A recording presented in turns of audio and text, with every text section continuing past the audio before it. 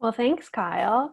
So I'd like to thank Kyle and Laura for pulling together all of these fantastic presentations so quickly and on such an expedited basis. I went to the business law CLE yesterday and it was absolutely phenomenal. So thank you, Kyle and Laura, for pulling all of this together. There is a lot of information to cover, so if you don't mind, I'm going to get right into it. And like Kyle said, I'm more than happy to take questions at the end.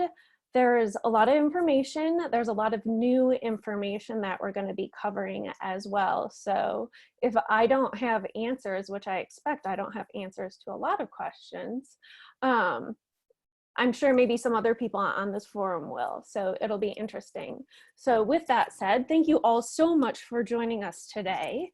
As most of us all know already, the President signed into law the Family First Coronavirus Response Act, or FFCRA, on Wednesday evening on March 18th, 2020. This new act provides paid sick leave and paid family leave to employees working for private sector employers with fewer than 500 employees or covered public agencies regardless of size. The act actually went into effect on April 2nd. The FFCRA requirement that employers post and keep posted a notice of the law's requirements is addressed under 29 CFR 826 that was actually just published yesterday. And here I have this information for you. So I've provided a link to the Department of Labor's website that actually has already come up with the employment posters addressing the FFCRA that are available and must be posted in all workplaces now. The Department of Labor's Wage and Hour Division will administer and enforce the Act's paid leave requirements.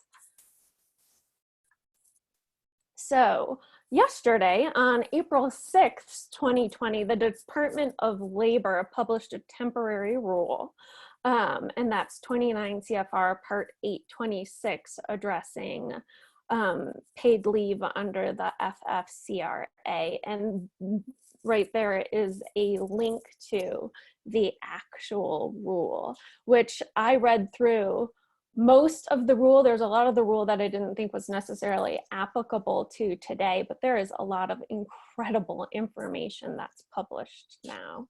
So I encourage you to absolutely take a look and click on the link. Kyle's going to be sending you out a copy of this slideshow later. It's got a lot of links in it as well. So first and foremost, I wanted to address record keeping under the Act.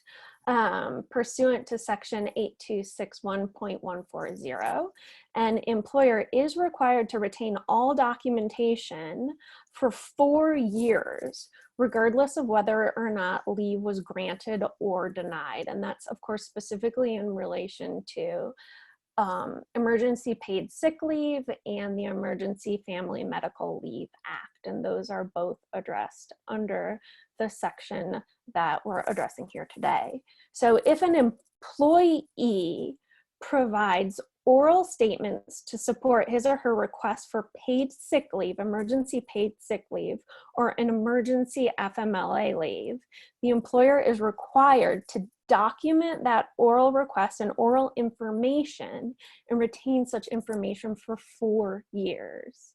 If an employer denies an employee's request for leave under the small business exception, which we're going to talk about in more detail later on, the employer must document its authorized officer's determination that the prerequisite criteria, the prerequisite criteria for that exemption are satisfied and retain such documentation for 4 years. So getting into it, Emergency Paid Sick Leave Act. Covered employers. So the Act covers private employers with fewer than 500 employees and public agencies regardless of size. Emergency paid sick leave is immediately available by all employees, full-time or part-time, regardless of how long they have worked for their employer. So full-time employees of covered employers are required to, covered employers are required to provide full-time employees with 80 hours of emergency paid sick leave, and part-time employees get their regular rate of pay for the average numbers of hours worked over a 2-week period. So it's their average hours for 2 weeks. So emergency paid sick leave qualified reasons for use. This can be found under section 826.20. Employees who are unable to work or telework are eligible for emergency paid sick leave for the following reasons. To comply with a federal, state, or local quarantine or isolation order related to COVID-19. The employee has been advised by a healthcare provider to self-quarantine due to concerns related to COVID-19. The employee is experiencing symptoms of COVID-19 and seeking a medical diagnosis. To care for an individual who is subject to an order as described in number 1 above, so quarantine or isolation order, or has been advised to self-quarantine due to COVID-19 concerns as described in section 2 above. That'll help. So what's interesting in section 4 is emergency paid sick leave is provided to care for any individual subject to a quarantine or isolation order or whose healthcare provider advised the individual to self-quarantine. This exception is not limited to caring for family members, parents, or children, but broadly pertains to any individual. So then number 6, to care for employees' son or daughter if a school or place of care is closed or the child care provider is unavailable due to COVID-19 precautions. If another suitable individual, such as a co-parent or co-guardian or other child care provider is available, the employee is not entitled to leave under this provision. And then number 7, the employee is experiencing any other substantially similar condition specified by the Secretary of Health and Human Services in consultation with the Secretary of Treasury and the Secretary of Labor. So notice and documentation. An employee must provide their employer documentation in support of emergency paid sick leave or emergency FMLA. So section 826.100 requires an employee to provide a signed statement containing the following information when they're asking for either emergency paid sick leave or emergency FMLA. 1, the employee's name. 2, the dates for which leave is requested. 3, the COVID-19 qualifying reason for leave. And 4, a statement representing that the employee is unable to work or telework because of the COVID-19 qualifying reasons. And remember that the employer then has to keep that documentation for 4 years. An employee must provide additional documentation depending on the COVID-19 qualified reason for leave. And if you remember, we just looked at the 7 qualifying reasons for leave under the Emergency Paid Sick Leave Act. So those additional reasons are discussed here. So the specific documentation requirements are as follow. If you're requesting emergency paid sick leave pursuant to section 1 or reason 1, which was federal, state, or local quarantine or isolation order, an employee requesting paid sick leave under section 1 must provide the name of the government entity that issued the quarantine or isolation order to which the employee is subject. And this is in addition to the documentation that we just talked about, the 4 different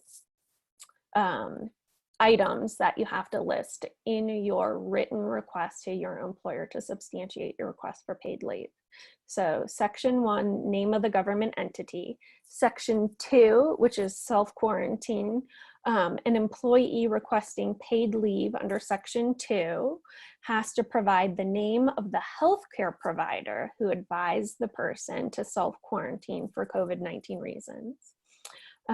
Section 4, which is to care for an individual, an employee requesting paid leave under Section 4 must provide either the government entity that issued the quarantine or isolation order that the individual is subject to, or the name of the healthcare provider who advised the individual to self-quarantine, depending on the reason for the request. And Section 5 is to care for a son or daughter who can't go to school or childcare. An employee requesting to take paid sick leave under Section 5 or under the emergency FMLA must provide the following information: the name of the child being cared for, the name of the school or place of childcare that's no longer available due to COVID-19 reasons, a statement representing that no other suitable person is available to care for the child during the period of requested time. And remember that under emergency paid sick leave, you have to certify that you're the only person, there's no co-parent or co-guardian who's qualified or capable of taking care of the child. So once emergency paid sick leave has commenced, an employer may require the employee to follow reasonable notice procedures of an employee's need for leave in order to continue receiving emergency sick time. So, calculation of paid leave.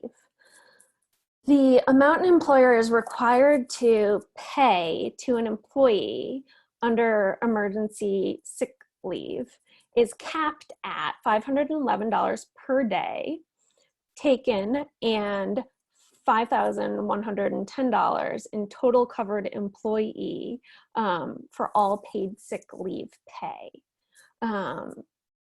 Where an employee is taking paid sick leave at 2/3 pay, which we'll discuss later on, the amount of pay is subject to a lower cap of $200 per day of leave and $2,000 in total per covered employee for all paid sick leave that is paid at 2/3 pay. No carryover. So emergency paid sick time does not carry over from 1 year to the next, and it is not paid upon separation of employment. So this is only for this emergency, hopefully one-time basis.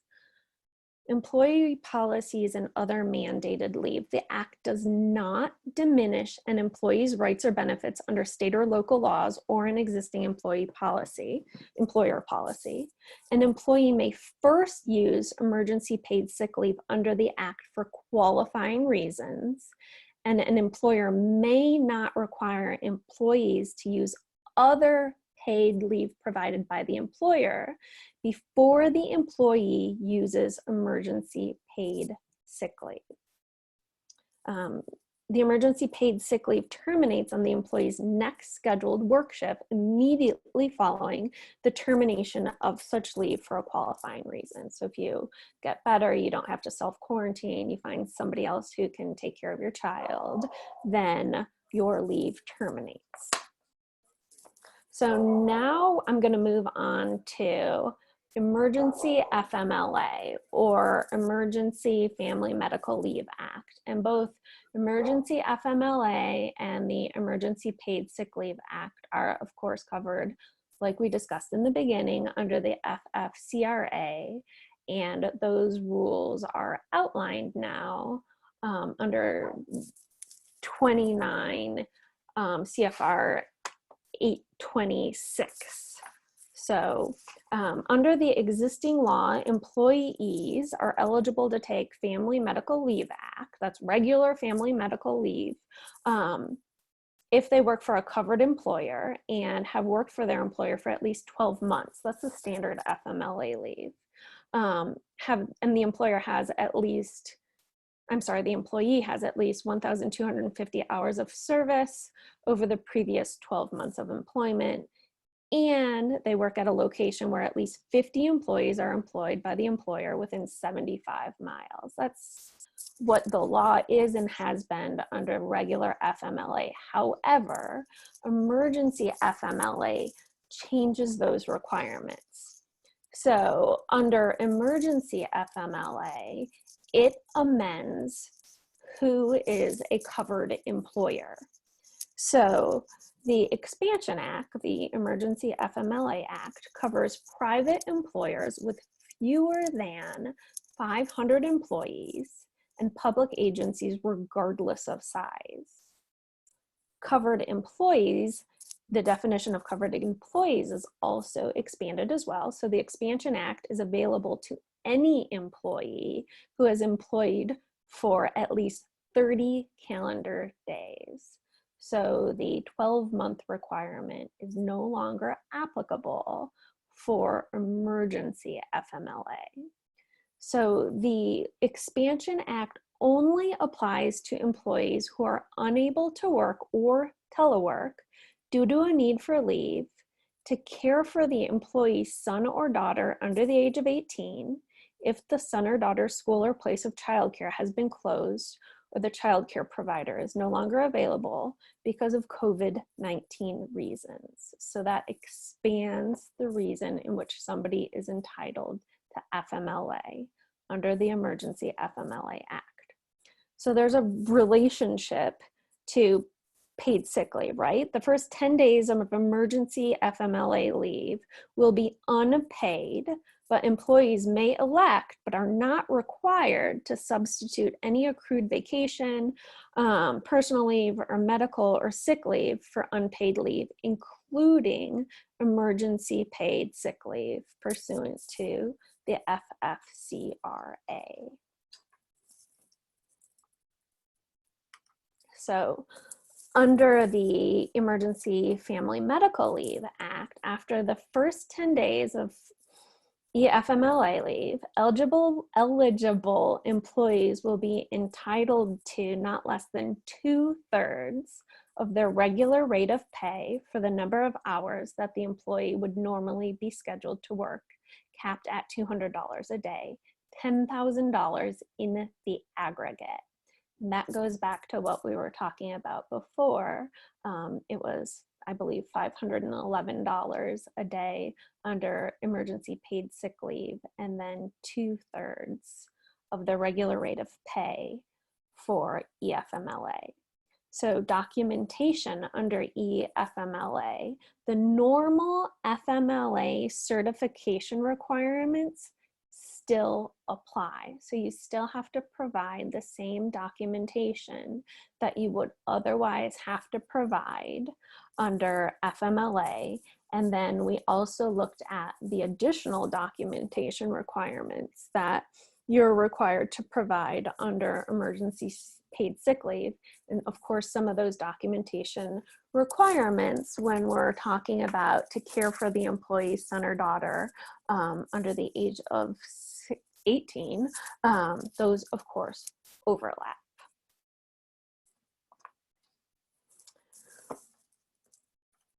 So return to work. Section 826.130 addresses an employee's right to return to work after taking paid leave under both the Emergency Paid Sick Leave Act and Emergency FMLA. In most instances, an employee is entitled to be restored to the same or an equivalent position upon return from paid sick leave or emergency FMLA in the same manner that an employee would be returned to work after FMLA leave. However, the new statute does not protect an employee from employment actions such as layoffs that would have affected the employee regardless of whether the leave was taken. So the employer must be able to demonstrate that the employee would have been laid off if he or she had not taken leave. And this provision tracks the existing provision under FMLA, and it can be found under section 825.26. So the employer has the same burden of proof to show that the employee would not otherwise have been employed at the time of reinstatement is requested in order to deny the return to employment. So as I discussed in the beginning, there is a small business exception. So small businesses with fewer than 25 employees are considered in an exception. So the eFMLA amendments to the FMLA specify that the FMLA's restoration provision does not apply to an employer who has fewer than 25 employees if all 4 of the following conditions are met. The employee took leave to care for a son or daughter whose school or place of childcare was unavailable because of COVID-19 reasons. The employee's position no longer exists due to economic or operating conditions that affect employment and are caused by a public health emergency, COVID-19 related reasons, during the period of the employee's leave. The employer made reasonable efforts to restore the employee to the same or an equivalent position, and the employer's reasonable efforts to restore the employee fail.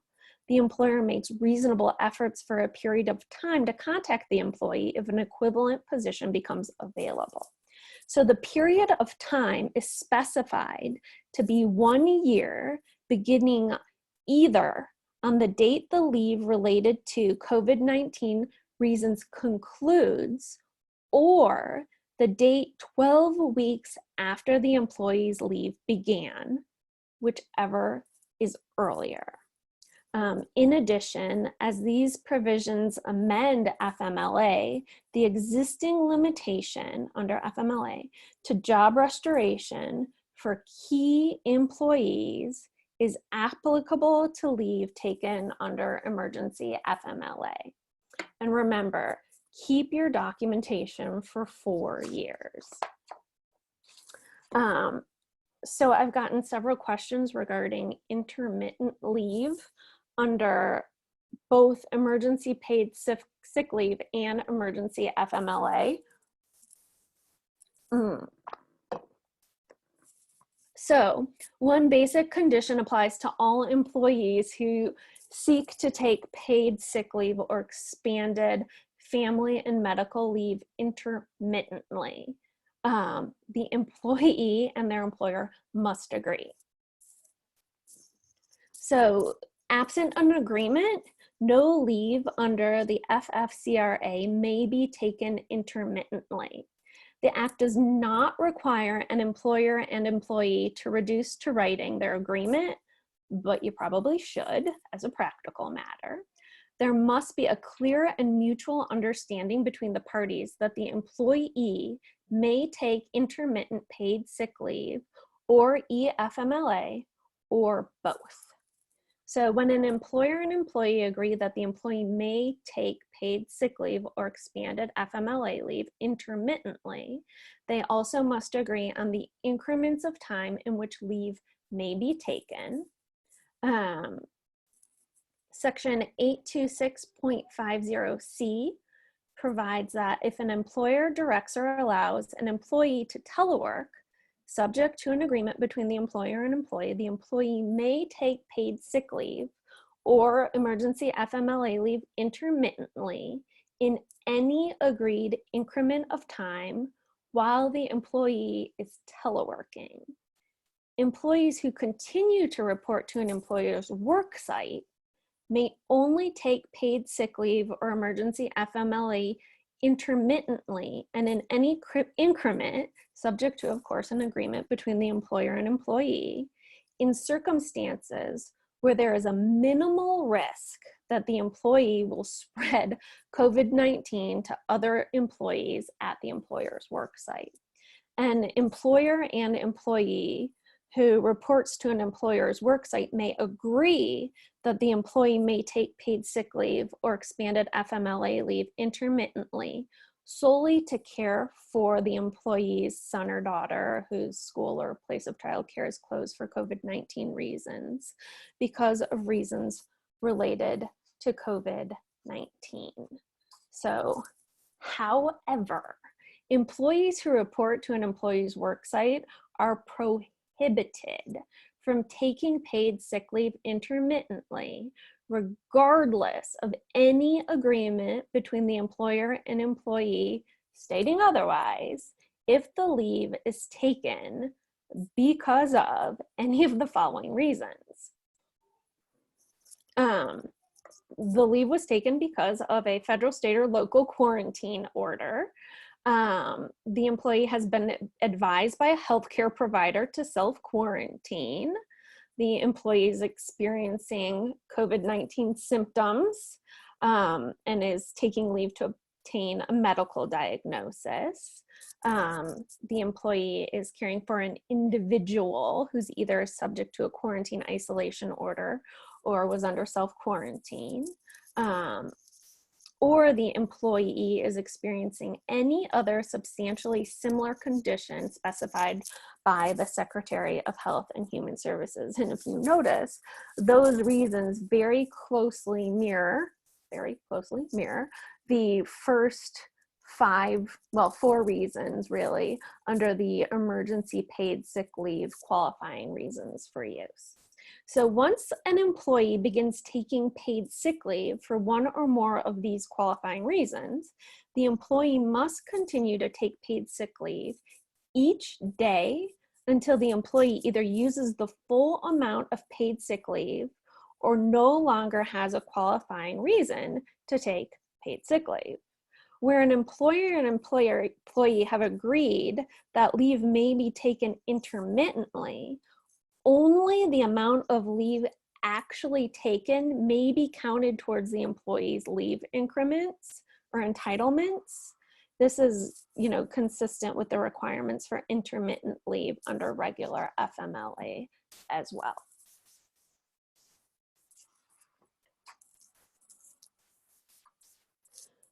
So clearly there's interactions between emergency paid sick leave and emergency FMLA. And section 826.60 sets forth how the requirements of EFMLA and emergency paid sick leave interact when an employee qualifies for both types of leave. When an employee qualifies for leave under both acts, an employee may first use the 2 weeks of paid leave provided under emergency paid sick leave, and this runs concurrent with the first 2 weeks of unpaid leave under emergency FMLA. Any remaining leave taken for this purpose is paid under emergency FMLA.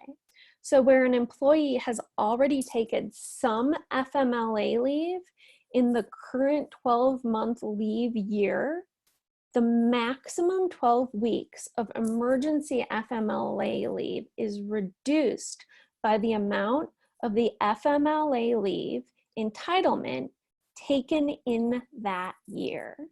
If an employee has exhausted their 12 work weeks of FMLA or emergency FMLA leave, they may still take emergency paid sick leave for a COVID-19 qualifying reason.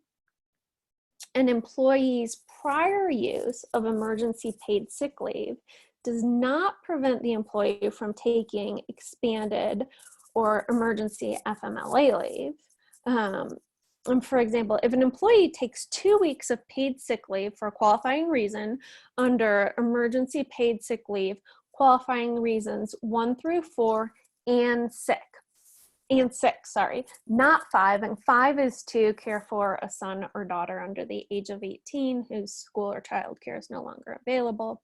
The employee has exhausted the paid sick leave available to the employee under the emergency paid sick leave, and may not take additional paid sick leave if they come up with a new qualifying reason. So if you take emergency paid sick leave and you exhaust it for reason one, you can't then take a new round of emergency paid sick leave if you actually start experiencing COVID-19 symptoms. It's a one-time deal. So you get your one-time 10 days under, or 2 weeks under a major emergency paid sick leave. And if you have a new reason that comes up, then you have to take leave under emergency FMLA. So, prohibited acts and enforcement. Under the Emergency Paid Sick Leave Act, employers are prohibited from discharging, disciplining, or discriminating against any employee because the employee took paid sick leave, initiated a proceeding under or related to paid sick leave, or testified or is about to testify in such a proceeding. I don't think any of that's actually happened yet, but it is prohibited and it will be prohibited.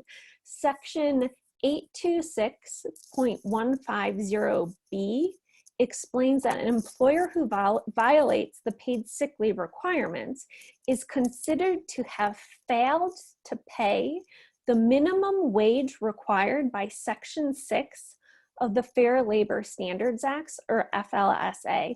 An employee who violates the prohibition on discharge or discipline or discrimination is also considered to have violated Section 15A3 of the FLSA. So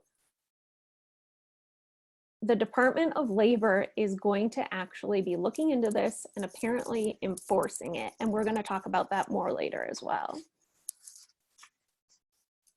So there's a lot of talk about small business exemptions for both sick leave and emergency FMLA, and it does exist. Under the new Section 826 that was published yesterday, Section 826.40B1 discusses the small business exception.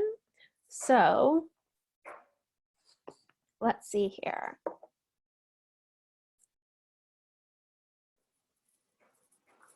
The Department of Labor believes it's necessary to set forth the objective criteria for when a small business, and a small business is defined as one with fewer than 50 employees, can deny an employee paid emergency sick leave or FMLA to care for the employee's son or daughter, whose school or place of childcare has closed for COVID-19 reasons.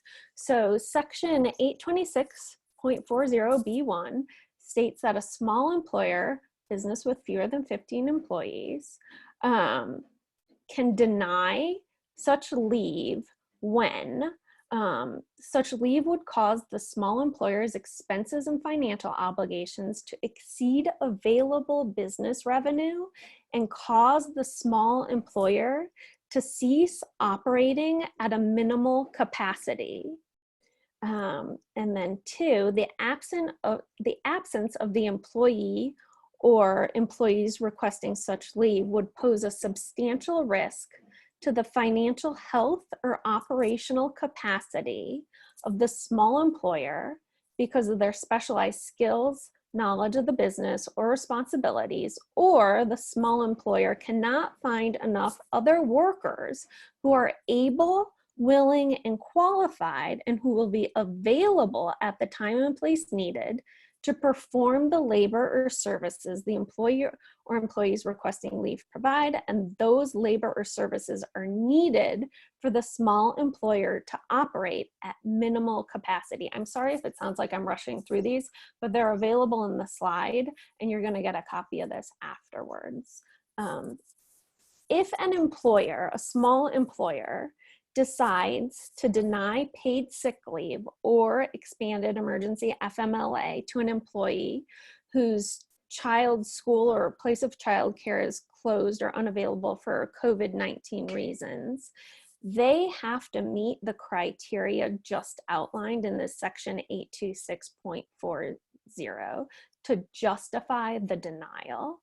The employer should not send such material or documentation, because remember, you've got to keep this documentation for at least 4 years, to the Department of Labor, but rather they should retain these records for their files. So an authorized representative in the business has to make a written determination that the small business is a small business, and for the reasons just discussed, they have to deny their employees either FMLA leave, emergency FMLA leave, or emergency sick leave, and keep that information for their files. So overall, under the small business exception, the employer may deny paid sick leave or emergency FMLA only to those employees whose absence would cause the small employer's expenses and financial obligations to exceed available business revenue, pose a substantial risk, or prevent the small employee from operating at a minimum capacity. So effective dates. Both the Emergency Paid Sick Leave Act and Emergency FMLA took effect on April 2nd, 2020, even though the FFCRA was finally passed, I believe it's in the very beginning of the slides, on Wednesday evening on the 18th. It doesn't go into effect, or didn't go into effect until April 2nd, and it sunsets on December 31st, 2020. So it's only going through the end of this year. So right now, the enforcement of the act by the Department of Labor is in a grace period. So the Department of Labor will not bring enforcement actions against any public or private employer for violations of the act, so for violations of employers who aren't subject to the small business exception and who aren't, for whatever reason, providing emergency FMLA or emergency paid sick leave. There's a grace period until April 17th, 2020. And that's only if, so you only get a grace period until April 17th, if the employer has made reasonable good faith efforts to comply with the act. And for purposes of this grace period or non-enforcement period, reasonable and good faith means when all of the following criteria are met, and that's the employer remedies any violations, including by making all effective employees whole as soon as practical. The violations of the act were not willful, which means that the employer either knew or showed reckless disregard for the matter of whether its conduct was prohibited. And the Department of Labor receives a written commitment from the employer to comply with the act in the future. If the employer either violates the act willfully or fails to provide a written commitment to future compliance with the act, or fails to remedy the violation upon notification by the Department of Labor that they've been, violating the act, or they're notified by an employee seeking payment, the Department of Labor reserves its right to exercise its enforcement authority. So the Department of Labor can still go after them.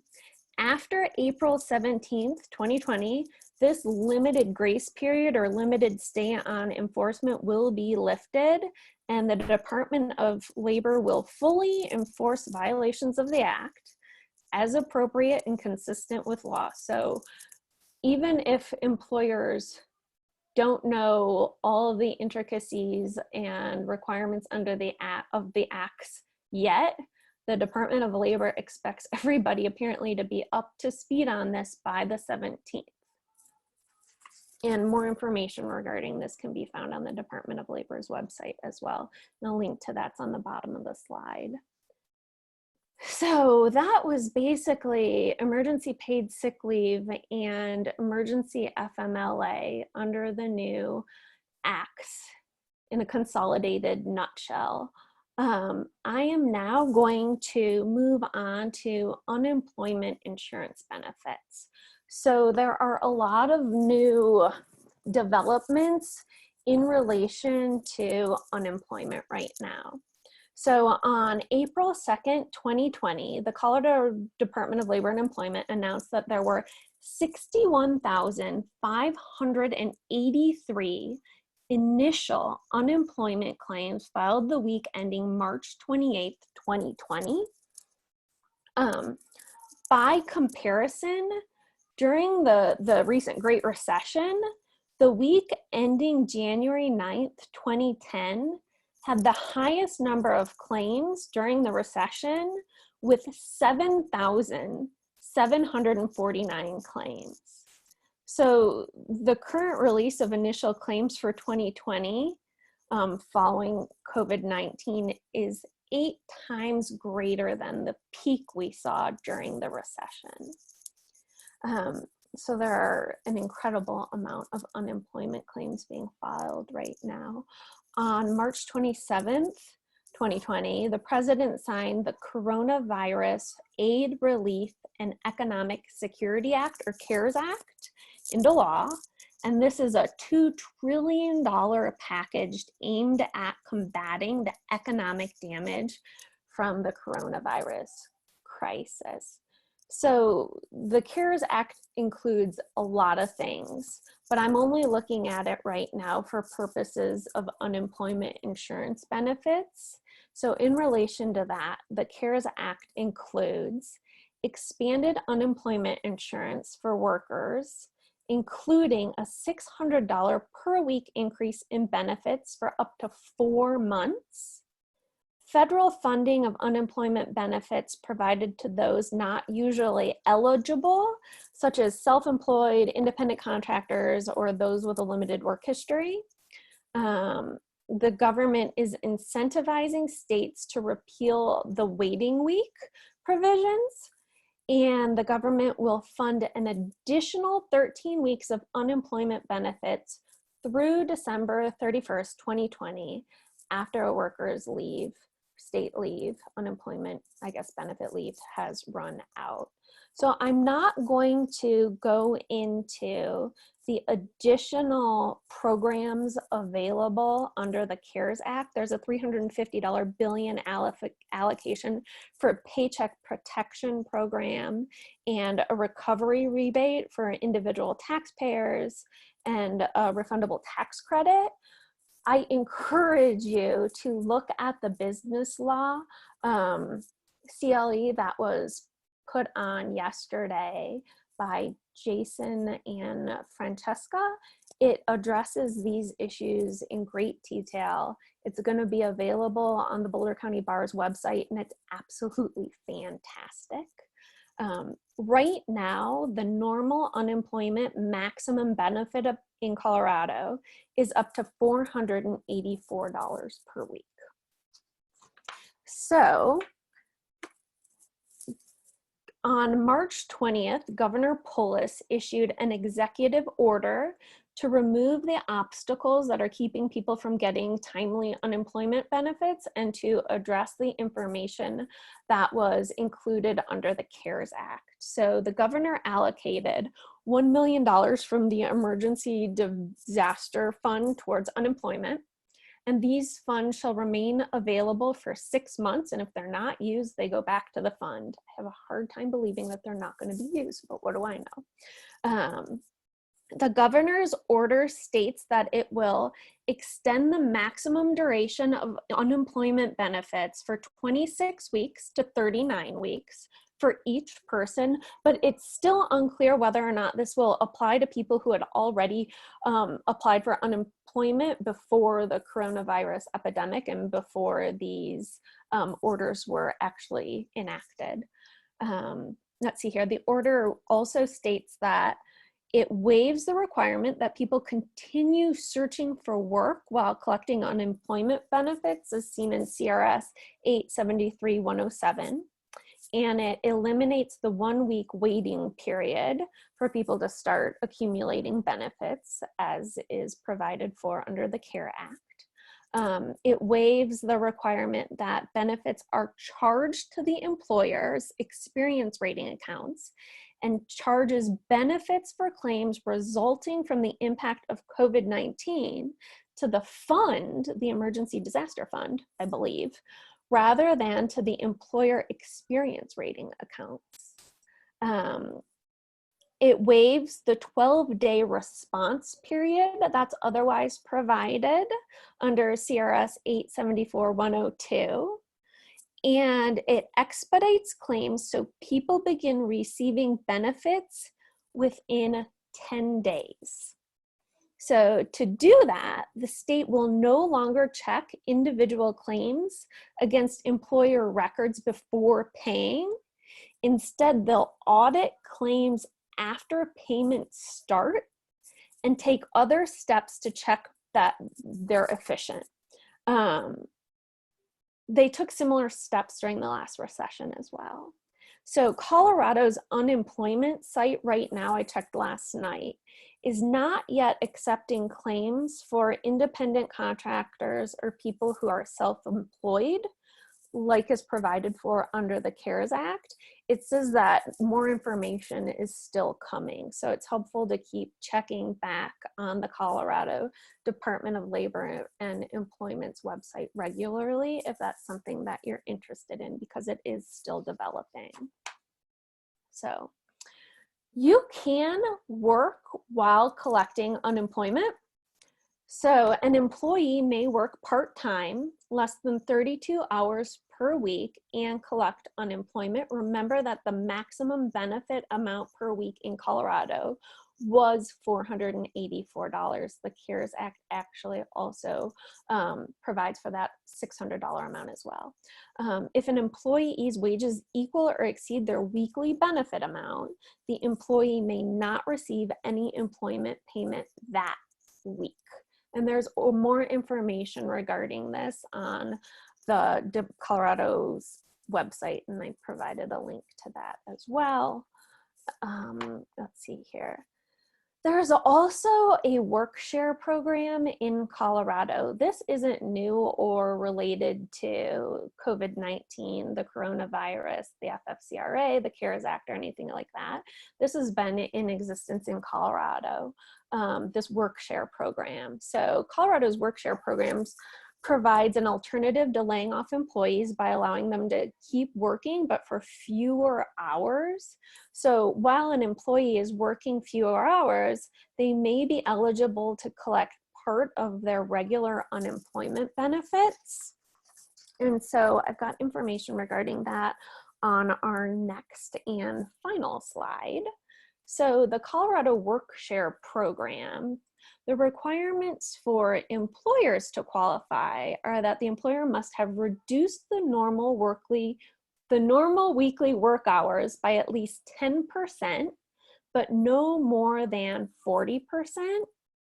And the reduction must affect at least 2 out of all employees in the business, or a minimum of 2 employees in a certain unit. And this is under the Colorado Work Share Program. There are also 3 types of loans available right now under the Small Business Act in the CARES, I guess under the Small Business Administration and the CARES Act, to help small businesses make payroll and stay in business. And again, I'm not going into those right now, but I highly encourage anybody who's interested in that to watch the CLE presentation regarding COVID-19 updates in relation to business law that was put on yesterday. So the requirements and qualifications for employees is that they have earned enough money to be able to collect unemployment benefits. They've not run out of money on an unemployment claim that's not yet reached its end date. They sign up for unemployment once your hours are reduced, and they meet all the requirements of the law for the department to pay unemployment benefits. And those requirements are being available to work for your current employer, not being required to look for work or apply for work with another employer, being able and available to work your normal work hours when needed, and participating in only one work share plan at a time. And there's more information provided in the link below as well. And again, some of these requirements definitely will interplay with some of the loans that are now available under the CARES Act and through the SBA. It's now 2:53, and that is all I have for you. So if Kyle is around and is still available, if anybody has questions, I am happy to try to answer any questions that you might have. Like I said, the 29 CFR 826 was just published yesterday, so I'm not going to say that I'm an expert on it, but I've definitely reviewed it if anybody has any questions. Yeah, so this is Kyle. So again, if anyone would like to unmute themselves, it's at the bottom left of the Zoom, or you can send Jennifer a question in the chat. Jennifer, I know one question came in. It's, do the small business restoration exceptions apply to public agencies with fewer than 25 employees? Public agencies, I didn't see anything in the act specifically addressing public agencies. I'd have to go back and look at that, but I didn't see anything regarding public agencies, only small businesses. Gotcha. And that's the one question that came in via chat. So again, if anyone would like to drop those in, feel free, or unmute yourselves and kick in. This will be part of the recording later, so if you don't mind stating your name, that would be great. I don't have access to the chats that you're talking about. Oh, if you, see. Well, if anything comes in, I'll speak them for you. Okay, thank you. So I'll just go over this real quick too, because I've had a lot of people asking me questions about this, and feel free to interrupt me. But under the ADA, the Americans with Disabilities Act, COVID-19 is not a disability, or at least it's not currently considered a disability, because it is expected to only last for hopefully around 2 weeks-ish, but it's not intended to be long-term or permanent.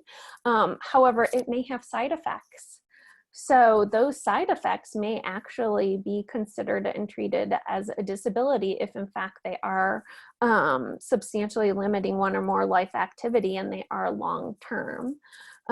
In addition, underlying conditions that make somebody particularly susceptible to COVID-19 may also be considered a disability as well. And it's important because all of the provisions discussed today have to be applied in an equal and non-discriminatory manner. So there's a lot of talk about COVID-19 being a disability, and you don't want to discriminate against somebody with a disability, but it's not a disability. However, you know, does somebody perceive it as a disability? That's a whole nother question. We do have a new question if you'd like. Okay, please. Sure. How does PPP interplay with these acts? Can we use money from PPP to pay for the leave under these acts?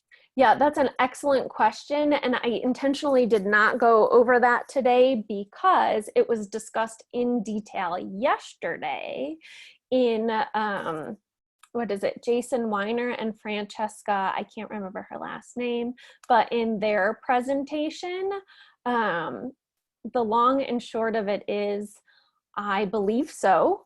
But I encourage you to go to their presentation. It's available because it discusses that in detail. And that is, the video is available on our website and on our YouTube channel, and we'll make those links pretty prominent. If you just go to the boulder-bar.org website, it's right there at the top. I've linked to the video. So some of the fun questions that I've been getting lately are, can an employer ask an employee if they have COVID-19 or if they have symptoms?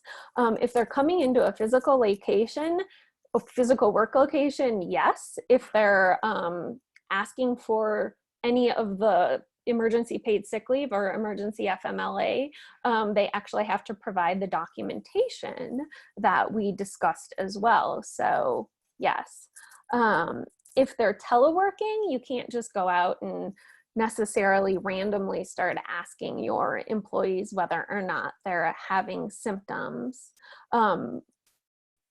But you can ban an employee from working if they refuse to answer your questions. So if they're coming into the physical workplace and they refuse to ask whether or not they've got symptoms, or to answer whether or not they have symptoms, apparently you can ban them from working.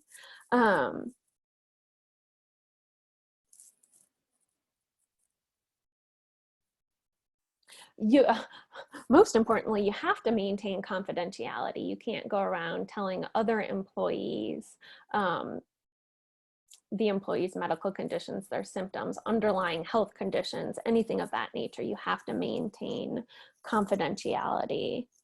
If somebody doesn't report to work, either telecommuting or in person, they just don't report to work, you can ask them the reason why they're absent for work. That's really got nothing to do with COVID-19, but it's definitely more prominent now based upon the nature of the world.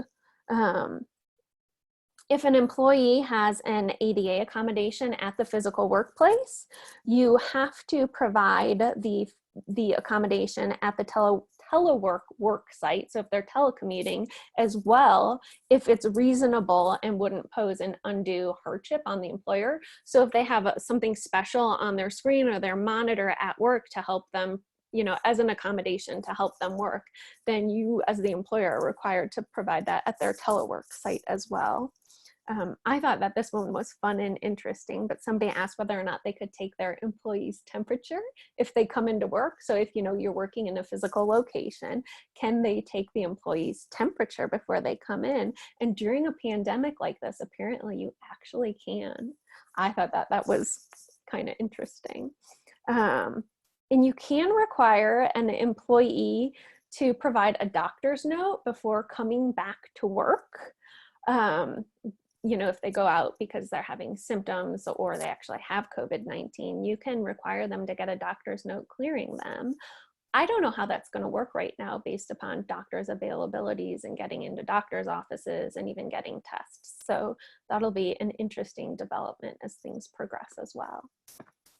So it's 3 o'clock. If that's everything, then I would say feel free to email me questions. I've provided some additional helpful links as well. And if anything comes up, you have any questions, that's my email address, I think.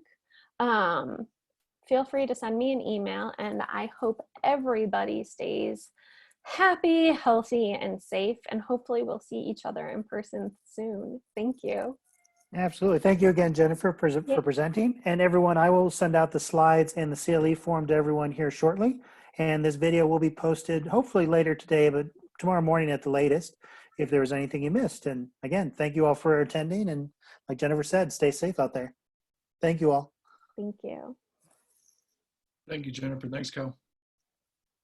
Thank you.